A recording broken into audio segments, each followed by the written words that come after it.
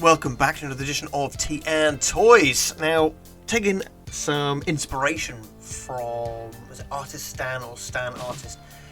And check out his videos, a massively undersubscribed channel where he's sort of reanimating the unused storyboards from the original Transformers the movie. Now, most of the storyboards from the movie that are unused, that are of any interest, all come from the first 25 minutes of the movie. That's all people ever talk about is the Autobot battle scene, when the Autobots die, the Megatron versus Optimus Prime fight, and things in and around the Battle of Autobot City. Most people don't discuss what happened on Junkyard, what happened on Quintessa. Not even the ending of the movie people really discuss. Maybe sometimes they might talk about the Hot Rod stroke Rodimus Prime fight with Galvatron, but outside that, it is all about that first 25 minutes of the movie up until when Starscream is taken out. Obviously the Decepticons are turned into the new Decepticons. So yeah, interesting. Yeah, watch his videos, all good. What we're going to be doing, so what he does, what I don't agree with, like he's reanimating some of the scenes and getting it so that some of the Autobots that we don't see again, but are only in the story finished, their stories are finished in some of these storyboards. Some of them continue to appear in Series 3 and Headmaster's Japanese series, where you won't kill them off. And I'm like, well, it was kind of the spirit of the movie to do that. How much I disagree with that now, but I wouldn't want to go back and change what they originally wanted. However much I hate the whole character death scene in hindsight, but I don't want to change the movie at the same time. So let's have a look at where we are and what evidence is and what we're going to look at for what we're capturing from who was where and when in the movie, and all the unused storyboards and audio. So we've got the original Transformers the movie here at the top, so anybody that appeared in here, and then we've got the pre-movie comic. Okay, not as bigger, it's not really that necessary, but some characters do appear there that don't, and they also appear later on. So that's just something wise to mention. And the IDW version of the animated movie comic, where characters that do not appear in the movie are put within this book. And actually they do kill off Shockwave and Reflector in this comic book, because the scene where Shockwave is taken out in the movie, well, it is in fact taken out, or it was never animated. We don't know, we just know Shockwave caused the Decepticons to attack Unicron, and that's the last time we ever see of him, unless it's a green looking Constructicon version from Series 3, but we will not go into Series 3 errors that much because there are many of them. And also there is the pack-in comic for the Rodimus versus Cyclonus comic book. Probably not canon, but just for the sake of people going, oh, what about this comic? Fine, we'll mention it. It's there, so we're not going to forget it. So unused and the unused storyboards and audio, again, very important. Most of what we talk about will be from this segment of what the hell happened to that character. So where is everybody? Where is everybody in respect of the movie? So pre-movie, first sort of double page spread of this comic book, packaged in the Australian box set randomly. I don't think it was ever been reprinted. I might be wrong. If I'm wrong, please correct me. We know that Omega Supreme appears in that spread, we know Skylix appears in that spread, and so does Skyfire. Now Skyfire is not destroyed in that spread. If it is considered canon, it would be his last appearance in book in relation to the series 1, 2 and the movie. Cover that. And on Moonbase 1, that we know categorically they are on Moonbase 1, is Jazz, Cliffjumper, Optimus Prime, and 4 of the 5 Dinobots. Now there is a cameo which people often think it is Gears. So for the sake of argument, for this video, we're going to call that guy Gears. People say it's Gears, so I'm going to go with that it is Gears in this respect. And then on board the first shuttle, Ratchet, Prowl, Brawn, and Ironhide. And we know that Sunstreaker must have been on Moonbase 1, because he's the one that is flying the shuttle with Optimus Prime. So that's fine. That's where he is. And on Moonbase 2, only Bumblebee. It's the only Transformer we see. We're not including Spike in this conversation, we're only talking Transformers. So only Bumblebee, as far as we're aware. And then at Autobot City, Ultra Magnus, RC, Deceptor, Blaster, Springer, Hot Rod, Cup, the 4 cassettes, so Rewind, Eject, Steeljaw, and Ramhorn, Blur. Other characters also seen in and around Autobot City. Admittedly, this is either before, during, and after the battle. So we've got Hound, Huffer, Windcharger, Wheeljack, Blue Streak, Grapple, and Snarl. And then appearing not in the movie, characters that do not appear in the movie but only appear in other material, like the Hot Rodimus vs. Hot Rod book and the storyboards and missing audio. So Warpath appearing in the Rodimus vs. Hot Rod book. Technically, I suppose you could include Grapple with that, and Trax, but it's probably not canon. But for those that say, oh no, what about this comic? I'm going to talk about it.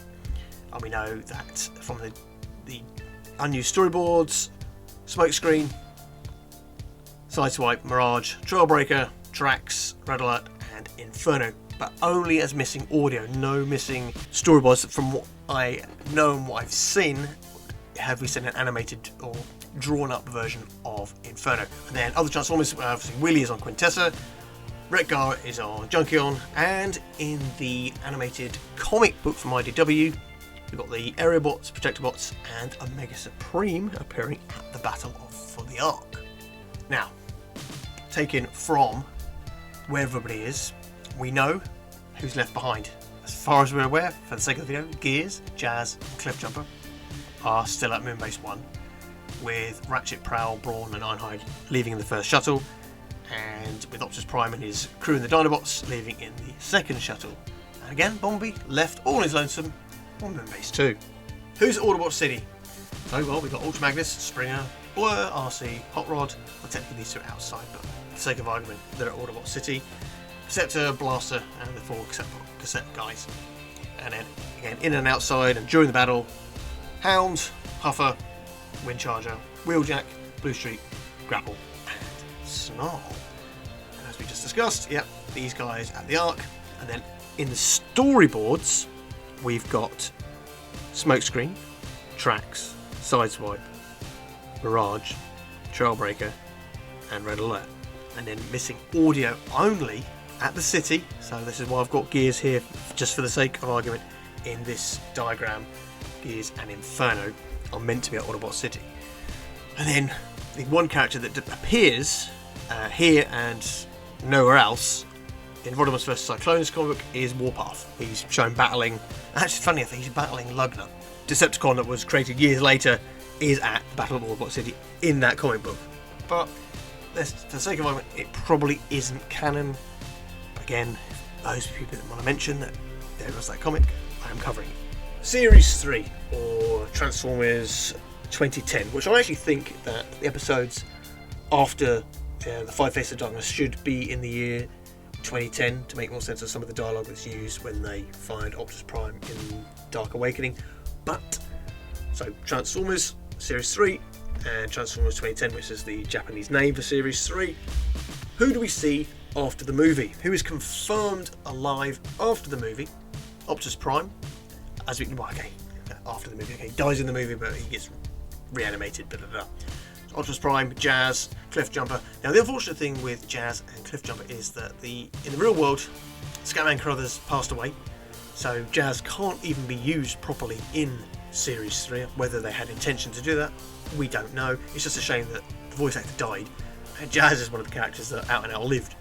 Same with Cliffjumper, clearly out and out lives at the end of the movie, and he is shown in, admittedly, the movie footage that's shown at the beginning of the 5 Faces of Darkness. And real world explanation for why Cliffjumper isn't there is Casey Kasem left the Transformers team because of how they were depicting Arabians and North Africans in the Transformers series. So, he had personal reasons for why he quit. It's just a shame that two quite cool characters that did survive the movie massacre never got used because of real world issues. Bumblebee we know survives, and then the 5 Dinobots we know they appear in Series 3, and you're probably wondering what the hell am I doing with these 3 guys there. So yeah, okay, errors, animation errors happened a lot in Season 3. So I believe that Brawn and Huffer appear together in the Kanji and C minor. Now, you know I've mentioned the Kanji and C minor. You know there's a hell of a lot of animation errors in that one episode. So that's why they're there. And I believe Windcharger does appear in another episode. Again, this is a mistake because we clearly see Windcharger dead. For those of you that are arguing that Brawn survived, highly unlikely Brawn survived.